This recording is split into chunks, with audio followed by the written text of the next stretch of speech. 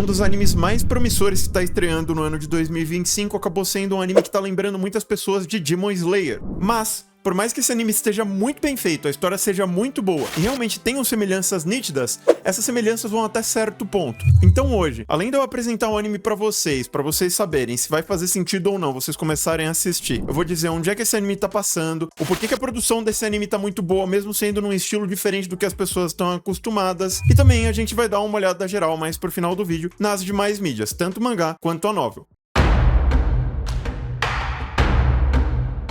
Kijin Gentou Shou ou Sword of Demon Hunter é uma história que se passa num período feudal do Japão, muito próximo à época que a gente vê passando no anime de Demon Slayer, por exemplo.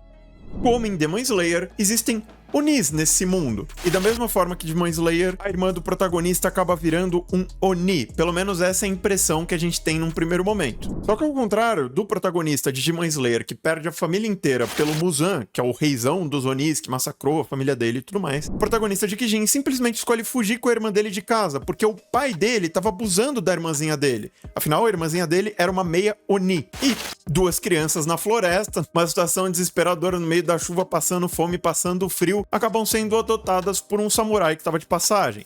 Esse samurai era de uma vila próxima e era o responsável por proteger uma sacerdotisa, que por sua vez era responsável por manter os demônios afastados do vilarejo.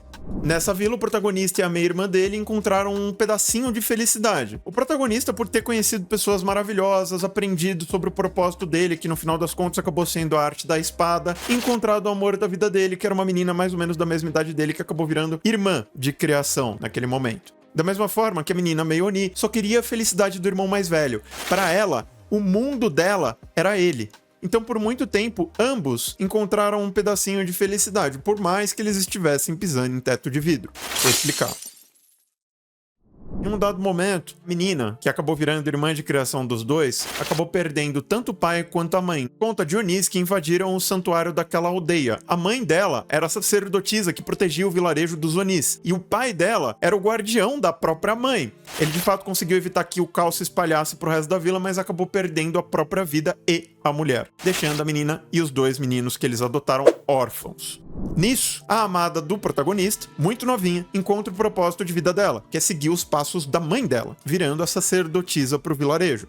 Ao mesmo tempo em que o protagonista, por amar essa mulher, resolve que vai virar um espadachim de fato, para se tornar eventualmente o guardião dessa menina que ele ama, certo? Até aí tudo bem, né? E a gente acha que a irmãzinha caçula dele tá aceitando, né? Mas não é bem assim. Imagina, você é uma pessoa possessiva. O seu mundo é uma outra pessoa. E essa outra pessoa não te ama como mulher. E por mais que ela te ame e te trate como irmã, como parte da família, não é a mesma coisa.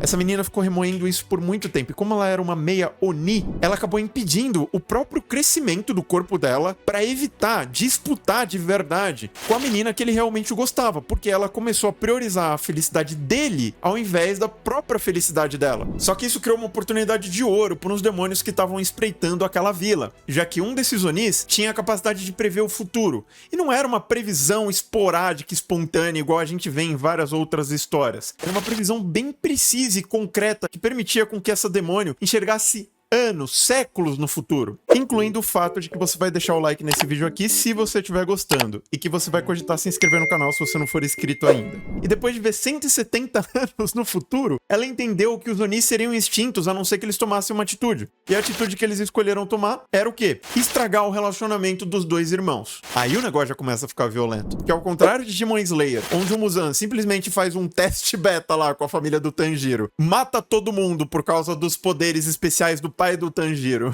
e transforma a irmã dele num demônio. Nesse anime, nessa história, a menina já era um demônio. A gente não sabe muito bem o porquê no primeiro momento, isso é até tratado como um dos grandes mistérios do episódio 1, mas no episódio 2 eles explicam de maneira sutil, é bem interessante, porque se você não presta muita atenção, você provavelmente não vai entender direito, mas se você presta, já perde um pouco da graça, porque eles já explicam direitinho o que aconteceu ali na família deles e o porquê que a irmã dele era uma meia demônio. Mas enfim, como a irmã dele já era uma meio-oni, ela só precisava despertar completamente. E pra isso, ela precisava ficar emocionalmente instável, abalada. Da mesma forma que o protagonista acabou virando Oni. Porque a trama dos dois demônios, num primeiro momento, era separar o protagonista das duas mulheres. Da mulher que ele ama e da irmãzinha caçula dele. Pra fazer com que a irmãzinha caçula dele ficasse quebrada emocionalmente presenciando uma cena que ela não deveria ver de jeito nenhum. Meu Deus do céu, que negócio pesado. Tudo bem que esse casal, o protagonista com a mulher que ele amava, eram dois malucos, tá? Eles fizeram um negócio que, assim, é compreensível, mas, nossa, que agoniante. Pouquíssimas pessoas teriam essa moral. E ficou uma situação muito complicada. A mulher não conseguiu explicar pra menininha que focinho de porco não era tomada, e a menininha, assim, em desespero e pesar, enlouqueceu. Meu Deus, que situação desesperadora que foi o final do episódio 1, porque, de um lado, tinha um protagonista lutando pela vida pra proteger quem ele amava. Perdeu o braço e tudo mais.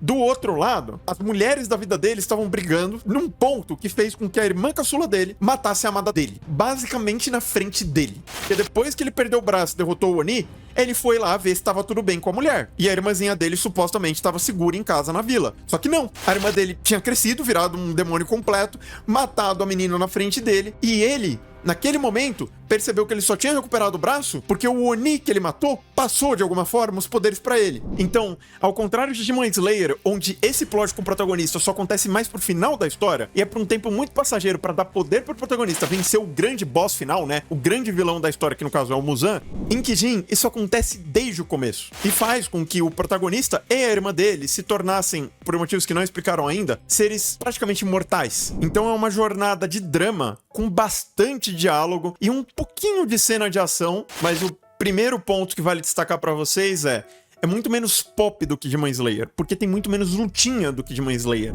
Não tem gente chorando o tempo inteiro, não tem dopamina, que normalmente obras pop, muito pop, como Kimetsu no Yaiba, vulgo Demon Slayer, acabam trazendo pro público com bastante frequência. É uma obra mais madura, pra quem quer ver uma história bem construída, com personagens bem construídos, bem desenvolvidos, que são carismáticos, mas não são super exagerados, porque não tem caricatura nesses personagens. É uma história assim, por mais que seja de fantasia, muito pé no chão do ponto de vista humano da coisa. Não por menos, desde o começo do vídeo eu deixei bem claro que pessoas mais velhas têm uma tendência maior a gostar disso do que as pessoas que gostam de Demon Slayer. Se você entrou esperando mais do mesmo, esse anime não é pra você. Esse anime é pra quem critica Demon Slayer ou pessoas que realmente gostam de Demon Slayer, mas não se importam de ver outros tipos de história. Afinal, por mais que a premissa seja parecida com Demon Slayer até certo ponto, por mais que a temática seja muito similar a Demon Slayer, tanto no período histórico em que os personagens estão inseridos, quanto pela presença dos Onis, os Onis funcionam de forma diferente, o tipo de narrativa é diferente, a natureza dos diálogos é totalmente diferente, os diálogos de Kijin Gentou Shou são muito mais cabeça do que os diálogos de Demon Slayer, e é muito menos focado em ação, gente. Muito menos focado em ação. O foco principal desse novo anime é drama. É um ótimo drama. Não por menos, a direção tá fazendo um trabalho espetacular com as cenas mais tensas envolvendo drama.